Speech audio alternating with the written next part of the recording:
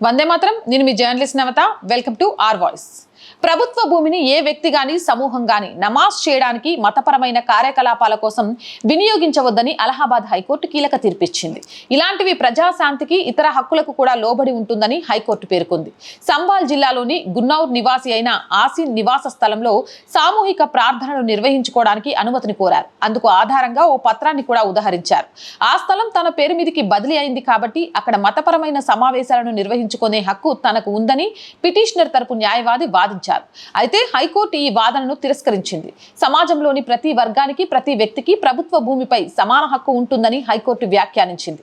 ఎవరైనా సరే ప్రభుత్వ భూమిని అక్రమంగా బదిలీ చేసి అక్కడ జన సమూహాన్ని పోగు చేసి నమాజ్ చేయడానికి పట్టుబడితే అలాంటి అమ్మకం లేదా బదిలీ పత్రం చట్టపరంగా చెల్లదని కోర్టు పేర్కొంది.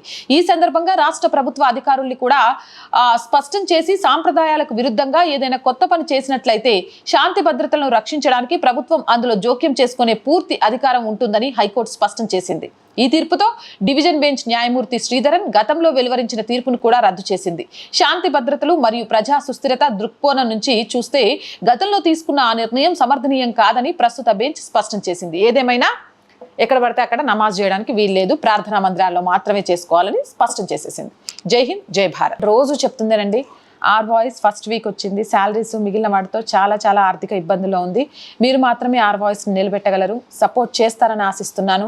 సపోర్ట్ చేయాలి అంటే సబ్స్క్రిప్షన్ పక్కనే జాయిన్ అనే బటన్ ఉంది. 1 to 5 లెవెల్స్ ఉన్నాయి. ఏదో ఒక లెవెల్లో సపోర్ట్ చేయండి.